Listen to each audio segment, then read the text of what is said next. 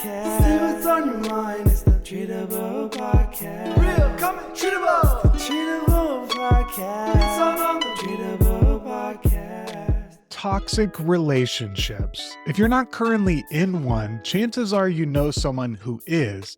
But the word toxic is thrown around so often that it can be hard to pin down the meaning. How can you tell if your relationship is just going through a rough patch or if it's actually harmful to your well-being? And if it is toxic, can you fix it or should you cut them off entirely? Welcome to the Treatable podcast with me, your host, Clint Malley, where we dive deep into mental health topics with experts who show us that change is possible. Today, we're talking all about how to identify toxic relationships, why they happen, and what you can do about them. And I couldn't have asked for a better guest. Today, we are joined by Shannon Petrovich. Shannon is a therapist, an author, a coach, and a YouTube creator. She's earned her master's in social work from the University of Connecticut and holds clinical licenses in social work and substance abuse counseling.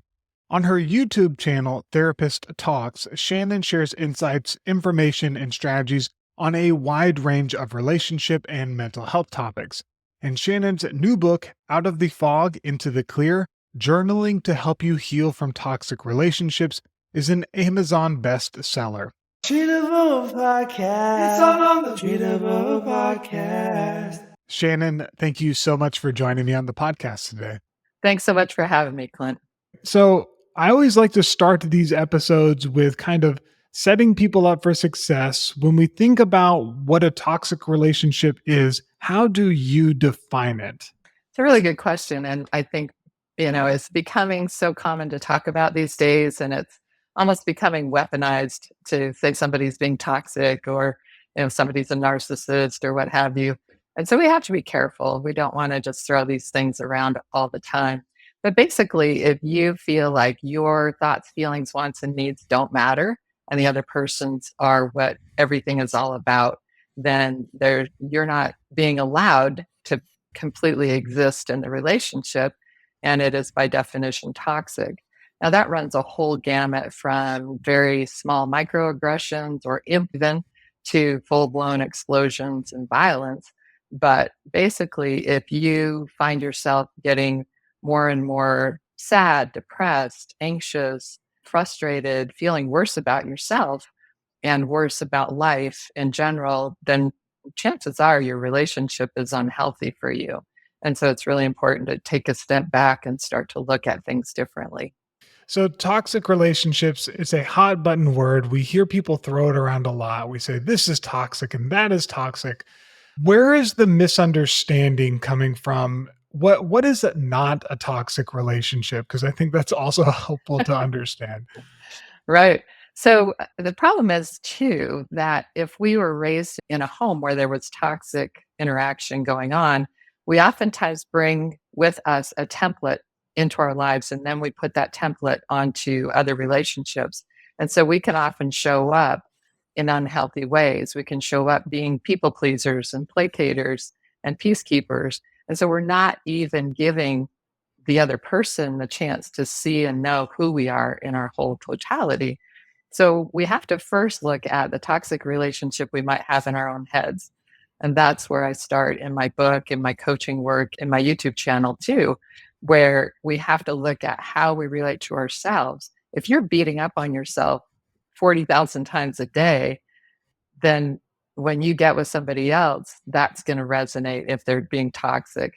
And you might even sabotage the relationship, even if they're not being toxic. So it has to start inside. It has to start with numero uno.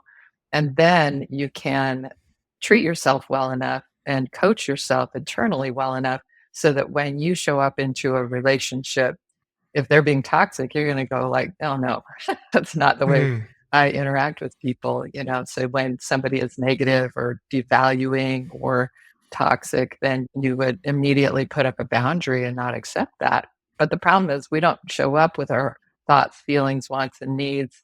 We oftentimes are just placating and people pleasing so much that the other person doesn't even know that we're not happy, know that we feel this or that.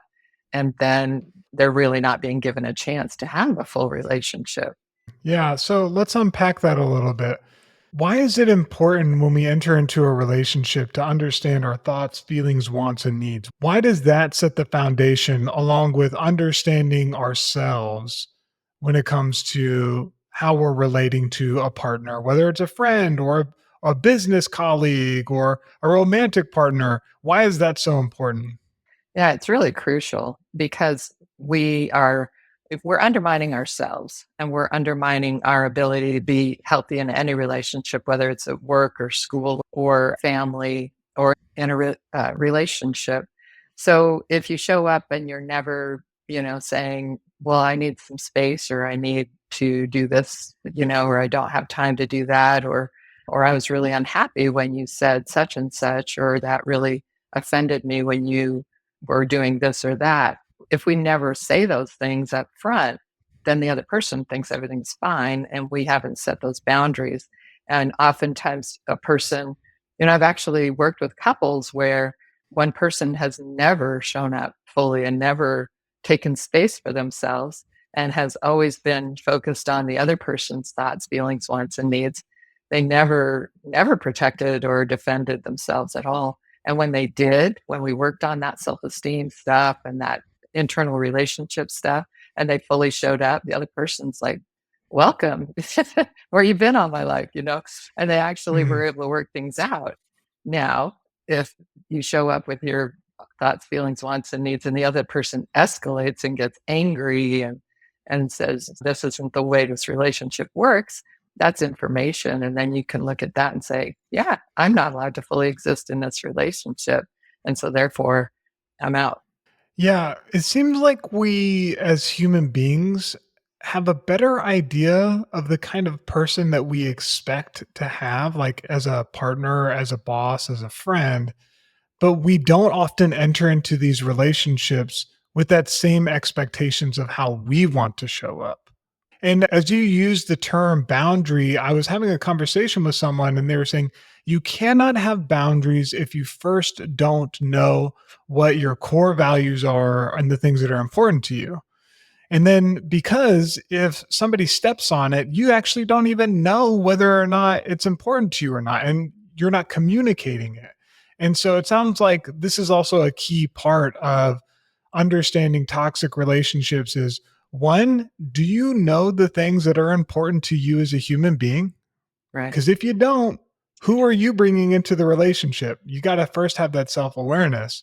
And then, two, once you can understand those things that are important to you, you can then see if a partner is not measuring up, if they're crossing those boundaries, if they're coming into conflict with the core values that you set out and you brought into this relationship. Is that right? Absolutely. And that's the problem with the sort of the online dating aspect of life these days, where people are pretty much getting intimate on the third date, if they even wait that long. And that the focus is very much on that chemistry and that intimacy and just to be blunt on sex instead of on the what are the values, what are the core characteristics of this person and of yourself, like you said. So we have to know ourselves first. We have to know what are my values? What are my character qualities that I actually respect in myself? What do I feel about myself? Are there places that I need to work on me and strengthen me before I even enter into a relationship? So I'm not just bringing my template from childhood into this current relationship. So Bessel van der Kolk wrote the Body Keeps the Score, and it's a phenomenal book about trauma and how we internalize physiological and emotional narratives and templates from our childhood traumas, little traumas and big traumas, all of it. And then we bring that template. So maybe if in my childhood, if I was sort of the peacekeeper and placater, or if I was sort of praised for being perfect or the class clown or whatever, those templates we bring with us. And if we sort of enter into a romantic relationship as that peacekeeper, placater, I can handle it. I can do all the heavy lifting, emotionally speaking, in the relationship. That's oftentimes a setup for disaster because of course, we are very attractive to that person who wants us to do all the heavy lifting. And so we get drawn into that kind of relationship. And then everybody in our world says, oh, that person just likes drama or they like being the victim or whatever, which is just Mm. abusing the victim again. But what's true is that there are ways that we participate, and those ways are very unconscious or subconscious. And we have to look at those before we can actually start to take care of ourselves in a way that shows up in the relationship. And then it's easy and smooth. When you actually know yourself and you take care of yourself and you show up fully in a relationship, then you get to see what happens. And when that other person is disrespectful when you show up, it's so easy. It's just like, yeah, not my person.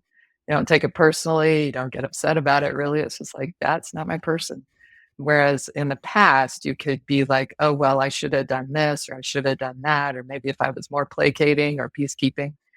But all of that's just the garbage that we tell ourselves when we have unhealed old trauma.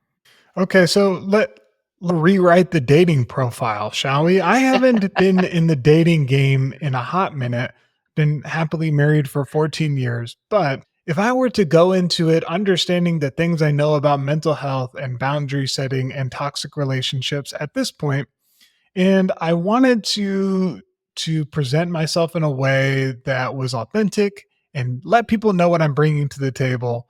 When we're talking about core values and we're talking about identifying the things that are important to us, can you give some examples of how we might communicate that in a way that helps people get to know us? Yeah, it's so crucial. And it's funny because our whole self esteem understanding is so upside down and mixed up. If you look at social media, it is a hot mess. Women are valued for their looks and their nails and hair and the way they've even airbrushed their photos. It's just such a mess. And men are valued for their muscles and their whatever too. So it isn't just women that are beat up in this way. But if you're really looking at who you are, you're looking at, I'm a compassionate, empathic, honest person. I'm a loyal friend. I'm fun and easy to be with, and I'm really good to my friends or whatever. And then there are a thousand sort of more nuanced words that you can use too. But those are the really important things. In addition, there might be other interests you want to mention. But in essence, really focusing in on your core values and core character qualities. And our society just doesn't do that. It's swipe left, swipe right. What do you learn from a photo? Nothing. And then when you start to date somebody, what kind of conversations are you having? I encourage people to always go in for what happened in your last relationship and notice if they are 100% blaming the other person. Notice if they are really lacking in any compassion for the other person. Notice if they are vengeful towards the other person. Huge red flag, right? Because Yeah. you can play in your head all day long that, well, he or she did something terrible and that's why they're vengeful. No, somebody who's bitter and vengeful is bitter and vengeful. So you have to look at those things and you have to notice how they treat other people. Even the wait staff and the busser, if they don't treat people well, if they don't treat people with care and compassion and empathy, they don't have those qualities. And if you're that kind of person, you want to be with that kind of person. If they take up all the oxygen in the room, you want to notice that. And then here's the kicker, and nobody wants to hear. But as soon as you get intimate, you're kicking off this whole brain chemistry called oxytocin. And that's the same brain chemistry that gets kicked off when a woman is breastfeeding a baby. So you're creating an attachment at the level of breastfeeding a baby with this person you barely know. And so that's nuts. That's just complete insanity. Like, unless you really know somebody so well that you'd be willing to give them the keys to your car and the PIN number to your bank account, you really shouldn't be giving them your body and also kind of throwing away your rational mind because once you get that physiological attachment going, it's biology. You're going to be more attached to that person than if you stayed with some distance and noticed who they are and really got to know them in all aspects of them before you got intimately involved. You even have that level of intimacy creates a disconnect with your rational mind. And so, whereas if you had waited, you'd be able to see, oh, wow, I thought this person was so great. But as soon as they're frustrated, they act like a 5-year old. Or as soon as they don't get what they want, then they're being all victimy. Or as soon as they want something that I didn't want to do, I asked for space and now they're like sobbing uncontrollably and won't let it go, or we can't communicate, or the conflicts are really out of this world and drama or whatever, like all those things, all that information that you should be gathering that first few months goes out the window because the sex is good. So you really have to be careful and wait on the intimacy until later. This episode of Treatable is brought to you by Sandstone Care, which helps teens, young adults, and their families overcome challenges with mental health, substance use, and addiction. They provide age-specific, individualized treatment plans centered around your unique situation and goals, and they only use evidence-based therapies to help you get there. They keep their group therapy sizes small so folks can connect with others going through the same struggle and so that you never feel alone. They also give academic and vocational support to help you improve your grades or to get started on your career path. And lastly, because they know that mental health and substance use affect the people closest to us, they provide support for the whole family through their family therapy program.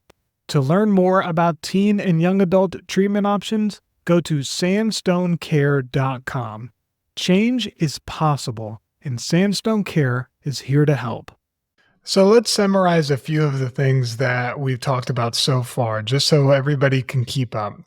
One, you have to understand what you're bringing into the relationship and what's important to you. Otherwise, you're going to not have boundaries. You're not going to be yourself. You're going to get frustrated when other people are crossing over these boundaries that you haven't communicated because you yourself don't know them. And two is you want to think about people that you're dating or that you're with is how do these people line up with the things that are important to me? Are these people kind to their family members and their friends? Do these people handle stress and conflict well? Or do they blow up? Do they break things? Do they lash out? Are they bitter? Are they vengeful? Two things that were connected with that is how does this person treat others? There's like that age old saying, what's the relationship like with this person's mother or dad or whatever? Sometimes you can tell a lot in the relationship. If the person is really rude to the waitress, what do you think they're going to be like to you if they're frustrated? And the second thing I noticed that you talked about was almost like a stress or a conflict test. All relationships, human beings are going to be involved in situations of stress. Things are going to happen. Life is going to get in the way of your goals and your ideals. And understanding how somebody handles stress is a huge indicator of understanding the kind of person that they are. We can all say that we're one kind of person until we encounter an obstacle. And so much of who we are is the way that we handle and navigate conflict. And the better way to get a clear reading on both of those things is by waiting to engage in intimacy until you feel like this person really does line up with your core values, because it kind of muddies the water and blurs your perspective a little bit. And it creates a really intense connection that might override some of your more rational thinking to admit, okay, maybe this is a good relationship or actually a toxic relationship. Am I missing anything?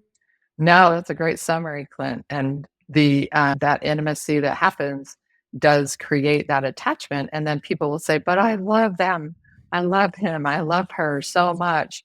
And you honestly don't know. Like I've had these conversations with clients where I'll say, "So tell me what's going on in the relationship," and they'll list off all these horrible things that this person has done, and these horrible episodes that they've had together, horrible disrespect and horrible devaluing and horrible. I mean, it's awful. And then they'll say, but I loved him so much, or I loved her so much. I'm like, that's not love. Like that is just plain not love. So we have to look at love differently than the songs on the radio. It's not ooey gooey feelings. It's like, does that person love you? Love is an action word. Are they loving towards you? Do they care about what matters to you? Are they kind and empathic? Are they supportive? You know, are they there for you and not flipping the script and devaluing you and making you feel like garbage when you're already struggling or having a hard time? Are they manipulating you to get what they want and get their needs met and be the focus? Because there's a lot of focus on what you were saying in terms of, sort of that what we would call an overt narcissist, the one that's like this big bully and he's, bigger than life and that sort of overt narcissist. But a lot of this stuff is really covert and it's no less toxic. In fact, it's more toxic in a lot of ways because it's so hard to see and other people don't see it. They think that person is just awesome and you're the problem. So things sort of are implosive and dramatic and the manipulation is like constant, and even lying and throwing you under the bus and saying that you did this awful thing when you didn't. Those are the covert traits that really snag people into toxic relationships that become. What's interesting is that it isn't just what the person is doing to you, but when they can trigger you to beat up on yourself, then their work's done and they kind of sit back and go, ah. And that's when you really have to look at what's happening because, if everybody in your world is saying this person isn't good for you, but you're like, oh no, you don't understand them like I do. You're looking for a partner, not a project. And if everybody says they're bad for you, you really have to take a step back and look at the reality and not just this fog that you're in. Yeah, and analyze, hey, are your friends and family's opinions something that's a core value of yours? Do you value diversity of perspectives? I want to talk a little bit about narcissism because it's something that only recently through this podcast I've come to understand a lot more of. And we did an episode not too long ago about narcissism. Listeners, watchers, go check it out because it's actually really helpful.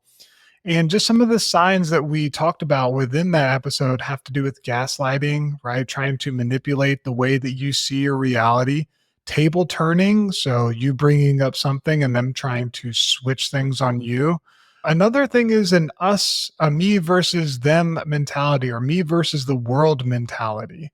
But one of the things that you said that was really interesting was that when we think about narcissism, we often think about a grandiose personality. We think about somebody who is projecting a ton of confidence, but that's not always the case because narcissism can also be this tragically unique situation that you kind of mentioned where it's, yeah, I understand all of those other cases where people are abusive to their partners is bad, but this one is a unique different one and it's actually a special situation. um, and so you're saying, hey, you got to be able to understand both sides of it. Both of them are toxic. And by the way, of course, narcissism is a spectrum. We're all narcissistic in some way, shape, or form, but understanding where your partner falls on that spectrum or where somebody in a relationship, again, a workplace relationship or even a friendship, where they fall in that is really important. Anything you want to add to that whole narcissism piece? Yeah, I did a video on my YouTube channel called "The Narcissistic Collapse," and in it, I shared an analogy that I think is helpful, which is it's like a hot air balloon, and you have to keep pumping the hot air into that balloon, or it inflates and then explodes. And so, a narcissist is somebody that actually doesn't have good self esteem. So, when someone has good, solid self esteem, they're very humble. They're absolutely not the person that has to have all the attention and has to have everybody feeding them emotional food all the time. They're good. They're just like, I'm fine. So it's that covert narcissist is more like the emotional narcissist. So you have to keep pumping them up or they implode. So what that looks like oftentimes is that everything has to be about them, has to be about them. And the second that attention's turned to somebody else, then they're losing their mind. The person who takes all the attention away from their sister's wedding. Like it's that kind of thing where you know, the boyfriend went out with his buddies and she loses it and texting 80,000 times and that kind of thing. That's that. Everything has to be about me or I'm going to punish you. And so that's the covert narcissist. And we also call it there. I did another video called the martyr narcissist. So that's the one who's always saying, I have to do everything. So they're kind of making it all about them by making you feel bad for having any thoughts, feelings, wants, or needs. So they're martyring, and it's so twisted that it often really escapes people for years and years. And then they see it and they go, oh my gosh, no wonder I feel so crappy around this person and I can't stand this dynamic. But oftentimes, again, the person starts beating up on themselves and thinking that if they just got it right, that they would be back to how it was in the beginning. But the way it was in the beginning was just the love bombing and just the beginnings of setting that hook and those manipulations. If somebody's non-empathic, if they're all about themselves, if they're completely focused on what their thoughts, feelings, wants, and needs are and not yours, that's who they are at their core. And you can't talk them out of it. You can't therapize them out of it. I'm the therapist and I'm telling you it can't be done. So, when somebody is on that higher narcissistic spectrum, whether it's covert or overt, you're not going to fix them and you've got to save yourself and start setting some boundaries and then see what happens. Shannon, are you suggesting that if we go on a date with someone, we should intentionally sabotage some part of this date just to see how the person reacts? And that'll give us a good gauge on how this person handles stress if they make it all about them. Is that a good plan? Should we be doing For that? sure. Yeah, for sure. No, that's manipulative too. No, Okay, fair enough. but you That's know what? another form of narcissism, maybe. But when you're in that dating situation, it's natural to want to put your best foot forward and to, do all the things and spend all our time together and all that stuff. But what happens if you take a step back and say, I just need to catch my breath. I'm going to have a down day or, I'm going to go out with my girlfriends today. If that person is like giving you like little snarky comments like, well, I guess this relationship is not as important to you as it is to me, or yeah, that's fine, whatever, and then ghosts you for 2, 3 days. Those are the kinds of little microaggressions that you want to notice because a mature, self confident person is not ever going to deny you your own space and time to take care of yourself.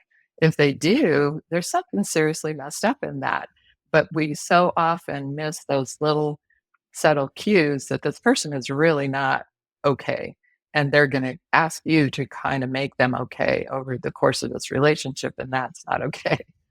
And to your point, do you even know if you need space or time in a relationship? Have you established that as being a core value to you, that you need time to be able to be with yourself, to read a book, to journal, to walk in nature? Is that something that you've said is really important to you? Is friendship a core value to you, that you really care about this close group of friends and you want to make it a point to be able to keep up with them, to spend weekly or monthly outings or have dinner together? Have you said that? Have you ever thought about that? Because if you haven't, and you bring this up and you do this thing and you express these things and they act that way, okay, we now have an understanding, to your point, that this is something that's not okay. This person's kind of reacting in a strange way to a very normal thing. But if you haven't expressed that any of this stuff is important to you, then this person actually doesn't really know you, and you also don't really know yourself. And so that can be a challenge too. One of the really big games, and I think I did an early video called The Games Narcissists Play, and it's also in my book, kind of listing off all the different kinds of games and manipulations that are engaged in the beginning, and isolation is a huge one. If this person is subtly carving you out from your people, that's huge because They'll undervalue or devalue your friends, and it's subtle. It can be, hey, it's you and me against the world. You're my person. You're the only one who gets me. You're the only one I want to spend time with. And that sounds all nice and fluffy in the beginning, but if they're carving you out from your people, like, again, I guess you don't care about me as much as I care about you. And, if your family's that important, I guess whatever. Um, but or even saying your friends aren't good enough for you, you're better than they are. There's all kinds of subtle ways that people will isolate you. And that's a huge red flag, because if they can't be in relationship with you when you're in relationship with the people that matter to you, that is them saying that they have to be the be all end all and your complete focus, or they're unhappy and they're going to punish you with these little microaggressions. So, yeah. Fascinating. Let's circle back to something you said. You're talking about Bessel van der Kolk and The Body Keeps the Score, which is an amazing book. And one of the things you talked about is the templates for relationships that we carry into a relationship. And I was hoping we could talk about this a little bit more, because there's two sides to it. On the first side is, I don't know what is a normal relationship unless I have something to compare it to. I have a really good example of this. When I was a teacher and I taught at two different schools. One was a really low income school and didn't have a lot of administrative support and didn't have a lot of resources. And there was a lot of teachers there, and like teachers everywhere, they were like, yo, we need more support. This is rough. Right. And there was often, teachers who would complain. I then went from that school to an incredible school, a school that had one-to-one technology, small class sizes, that were like 4 to 6 kids, had diverse and empathetic and supportive staff. But the thing was, if somebody came to become a teacher and it was their first year teaching, and that was the only school they ever knew, then they often would say, this is a terrible school. This is not working. Everything is wrong with this. And for the OGs who had been doing other stuff, they're like, you have no idea. You actually don't know. Right. And so there's something to be said about having experience with relationships and understanding what is normal, what is not normal, what is good, what is not good in a relationship.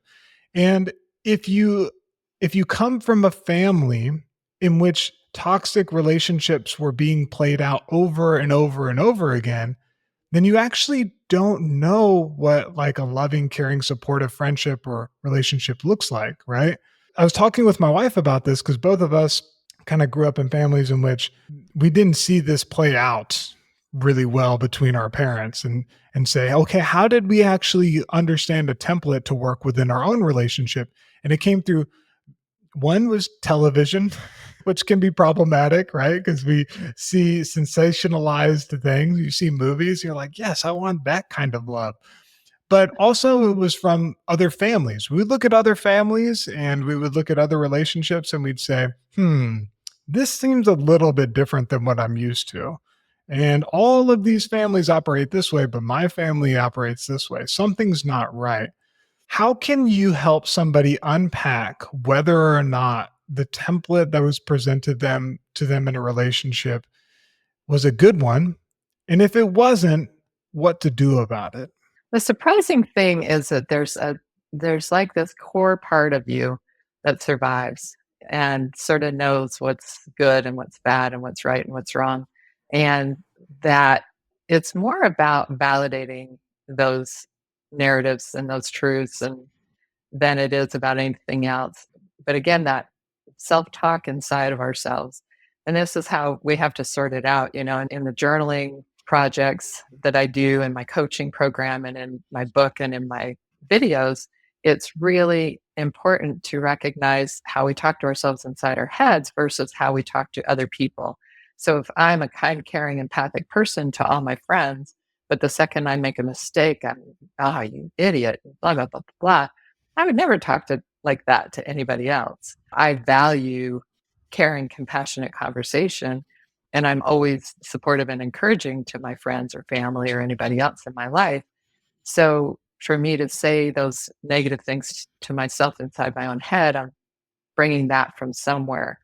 And so when I look at that and say, okay, that's not me, that's somebody else's voice. That's an old narrative. That's an old story I brought from childhood. And I choose to be my own best friend the way I would treat other people. And when it doesn't ring true, then I need to stop that and retool.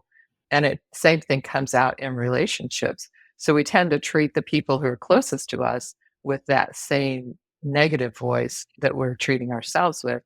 So that when something goes south and you see something come out of your mouth that it's not who you are and what your values are, then you have to stop yourself and say, wait a minute, that's not me. That's not my voice. That's not my values and my character qualities. And if your partner does that, same thing, it's like, no, that's not okay. So it becomes a convoluted, kind of confusing thing. And if we just whittle it down to brass tacks and really look at who we value, what we value in ourselves, what we value in other people is often the same thing we value in ourselves, and really keep focused and drilling down on that so that all this other behavior or immaturity starts to fall by the way. That's how we create more healthy relationships in our lives and don't fall into those old templates. I had to sit in that one for a second. Let's unpack that. So we have this voice sometimes that we say to ourselves, some folks, not everybody, it's different for everyone, right? But say somebody's a really compassionate person to their friends, but to themselves, they have this negative self-talk that they find themselves in. They're much harsher with themselves than they are with others. And to your point, you'd say, you would never talk to a friend like this, right? I understand that completely. And I feel like there's also the other side of it where you're super kind, forgiving, caring, uplifting to yourself, but to everyone else, you don't have that same standard. Have you seen it work the other way? Yeah, so that kind of divides the people in a very, very basic way. There are people who tend to be more compassionate and empathic, and there are people who tend to be more self-centered and non-empathic. And they're actually seeing a little bit of sort of genetic component to that, which is interesting. So, and a lot of parents will say, look, this kid came out different. They were just always self-obsessed and dramatic and all about themselves. And this kid was just always the kid that brought home every puppy and kitten they ran into during their day. So there are some inherent differences, and that's why it's so important. If you're a caring, compassionate person, that you need to seek out those caring, compassionate people and those empathic people and not settle for somebody who really doesn't have that in their heart, in their core self. And that you can suss that out pretty quickly if you're really paying attention and don't get lost in it. Okay, let's break this down into three categories because at least these categories that I'm making up here on the spot make sense in my brain. But let's see if they go well with somebody who's an expert in the field. In my mind, I'm thinking about three different categories for these relationships. First category is the toxic relationship, right? This is what we've been talking about this whole time, in which there are people who are not handling conflict well, they're self-centered, they are trying to isolate you. These are people who do not treat others well. It's that kind of situation. Doesn't feel good, leaves you not feeling good, makes you feel bad. Toxic relationship. The next step, I want to call it a sustainable relationship. Now, sustainable is like a very buzzwordy type of thing. And sustainable on the surface, when you think about it like that, seems like a good thing. But nobody goes to a relationship and says, hey, how's your relationship going? You say, oh, it's sustainable.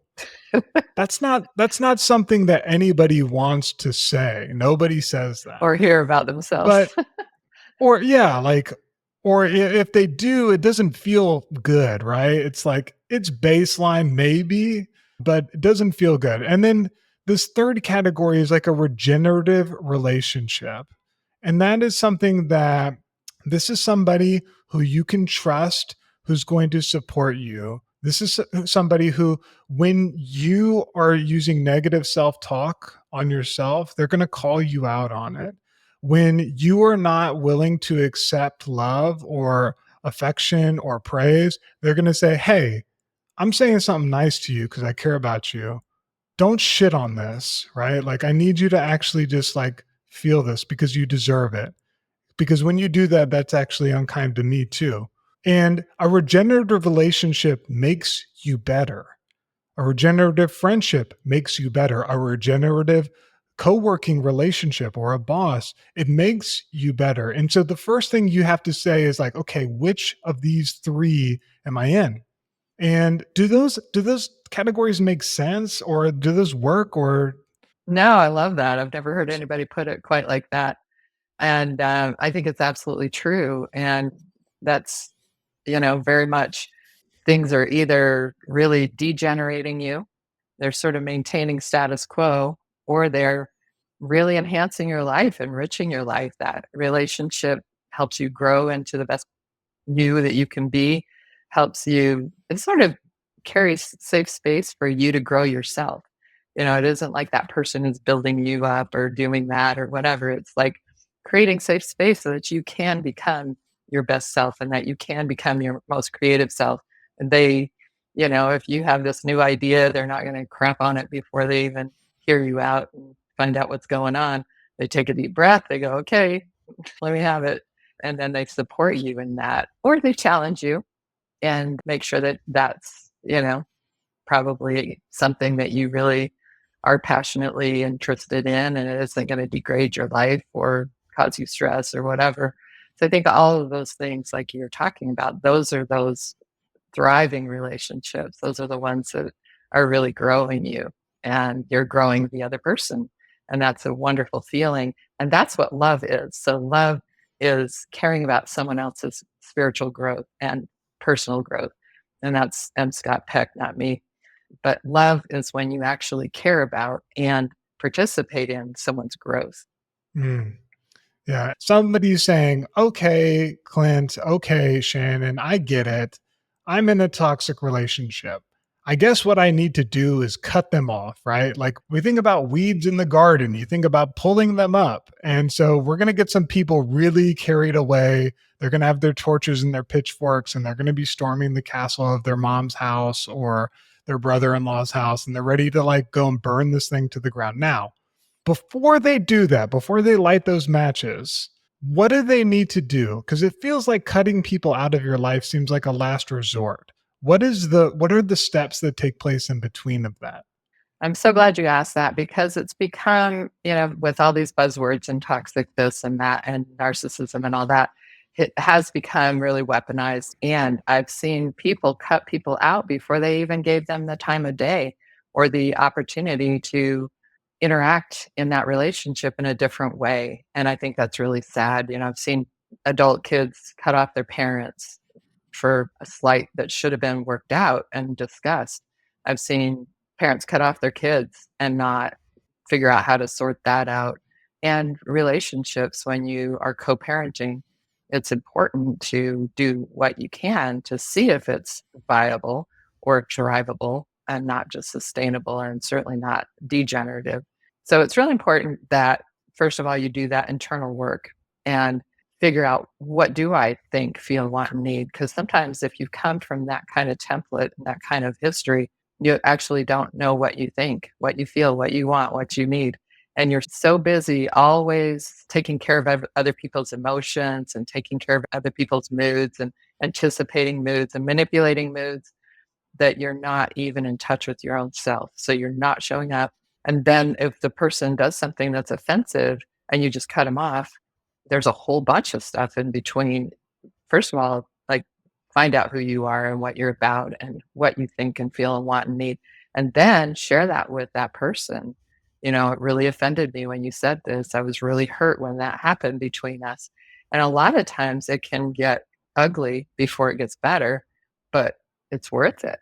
There are so many times when people can sort these things out and come out better and come out with a relationship that's actually stronger, more honest, more stable. And then those people in your life, man, those are the rich relationships in your life because you've gone to the mat together and you came back and said, and I love you and I forgive you. And now sometimes you do that process and the other person escalates and calls you every name in the book and says that you're garbage. Then you go, okay, clarity. That's closure for me. Didn't need anything more than that. So both are helpful and both are fruitful. If you just cut that person off without ever having that conversation, then you've denied both of you the opportunity to grow, to understand, and to get that clarity. Because you may forever wonder, should I have cut that person out? Maybe not. But if you say the things and they flip out and escalate, you were right to cut them off. Yeah. And to be clear, y'all, we're not victim blaming. We're not saying that if you're in a toxic relationship that it's your fault. What we are saying is that if you haven't established the things that are important to you, step one, and then step two, communicated the things that are important to you to this partner, step two, then you cannot expect this person to read your mind. You might have thought if right now you can't list your core values off the top of your head and count them on your 5 fingers, then maybe you actually don't know your core values. Then maybe you haven't sat down with yourself and took a real moral inventory of the things that are important to you. And if you don't know what those are, how can you expect anyone else to know? So it's important to at least take that step, because it gives the person a chance to, as Shannon said, to be able to respond, and you get to see how this person responds. And all that information is good information. Either the person gets to know you and you get closer, or the person flips out and you also know that this isn't the right person for you because they don't mesh with your core values, the things that are really important for you. Exactly. Wow, I've learned a ton. This has been a whirlwind of education in a short amount of time when it comes to toxic relationships. I have a feeling people are going to want to learn more, and they're probably going to want to learn more about this from you. So where can they go to learn more about you and all the awesome work that you're doing? Thanks, Clint. So my YouTube channel is Therapist Talks, Thrive Beyond Narcissism. I added the last piece a few years ago when it became really clear that was the thing that people wanted to know about. And again, talking about thriving rather than just surviving, because there's a lot of ways that we can survive, but then we really want to look at thriving. Healingfromtoxicrelationships.com is another place that you can find me.